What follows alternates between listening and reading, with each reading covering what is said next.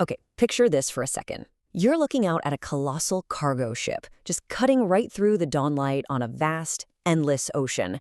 You've got the golden morning sun reflecting off literally thousands of steel containers. I mean, it's a completely cinematic scene, right? The sheer scale of global shipping is absolutely breathtaking. But behind all that epic imagery, behind the towering steel and those roaring engines, there are real, everyday human beings keeping our world moving, day and night, across all those glittering waves. So, in this explainer, we're going to unpack a truly uplifting milestone in maritime history. We're exploring the source materials surrounding a revolutionary set of protections for these maritime workers. It's a document that honestly shines like a beacon across the globe, bringing some much-needed light to the lives of the folks navigating the deep. So, let's dive right into this. We totally marvel at these massive vessels transporting the world's goods, but get this. Roughly 90% of everything we consume spends time on a ship. 90%. That's almost everything around you right now. Yet, honestly, we rarely pause to think about the incredible humans powering this massive global trade network. I mean, they're out there braving the elements, battling literal storms, miles away from their families, all just to make sure the things we rely on every single day arrive safely.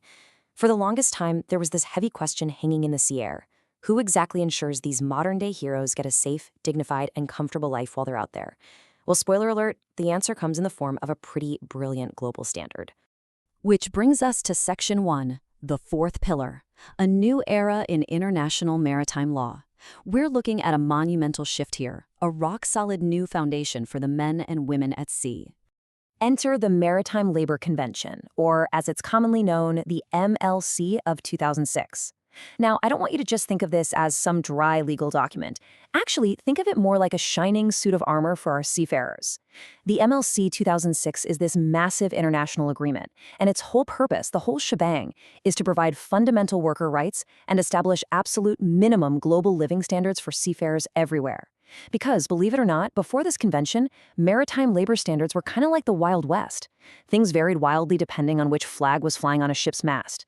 But what the MLC does is take that abstract concept of human dignity and just anchors it, pun totally intended, firmly into international law. It ensures a baseline of respect and protection no matter where a ship is registered. And the phrasing people use for this? It carries immense historical weight. You'll hear the MLC 2006 called the fourth pillar of international maritime law. That literally elevates it to the absolute highest possible level of global importance. It stands shoulder to shoulder with the most crucial maritime safety and environmental conventions in human history. It completes the foundation. And then referring to it as the Bill of Rights for seafarers, wow. I mean, that instantly evokes this profound sense of justice, liberation, and just fundamental human decency. It frames the convention exactly as it should be seen, an unshakable declaration of human rights extending right across the high seas. So let's look at how this actually works in practice in our next section, the Seafarer's Shield, elevating living and working conditions. The MLC 2006 acts as this incredible protective shield over the everyday lives of workers on the water. Just imagine for a second, coming off a brutally long, freezing night watch on the open ocean. You've got icy spray stinging your face. It's rough. What this convention guarantees is that every single seafarer has the right to step out of that cold and into a warm, comfortable living space with proper, sustaining food waiting for them. By mandating strict international minimum standards for food and accommodations, the MLC ensures that a ship isn't just an industrial workplace. It becomes a true, comforting home away from home. It's all about providing that deep emotional comfort and physical security that, honestly, every hardworking human being deserves. And, this protection extends way beyond a warm meal. It builds an impenetrable net of health and financial security, too. Picture the vast blue void of the ocean, literally 1,000 miles away from the nearest shore. Out there, the thought of falling seriously ill is absolutely terrifying. But the MLC mandates comprehensive medical care for seafarers. It provides robust, reliable health protection no matter how remote their GPS coordinates happen to be. Plus, it goes beyond just physical health. By baking in comprehensive social security measures, it creates a real financial safety net that gives these maritime workers and their families back home some incredible peace of mind. The convention also has their backs for the entire life cycle of their career. Right from the very first moment they look for a job, up to the day their contract ends, they are protected. The MLC 2006 guarantees perfectly fair, transparent recruiting practices, so no more getting exploited or trapped by shady, hidden fees before you even step foot on a boat. And here's a massive one. It strictly mandates repatriation rights. Historically, one of the absolute biggest fears for a seafarer was getting stranded in some distant foreign port without a ticket home when their contract unexpectedly ended. Can you imagine? Well, this convention essentially eliminates that dread. It secures a guaranteed safe journey back. And that profound relief, just knowing your journey back to your family is completely safeguarded, is absolutely invaluable. Okay, so how did this play out on the global stage? Let's take a look at a specific example in our next section, setting sail in India, proactive compliance and favorable treatment. So the MLC officially came into force on August 20th, 2013. But what's really, truly inspiring is how proactive certain nations were in embracing this new era.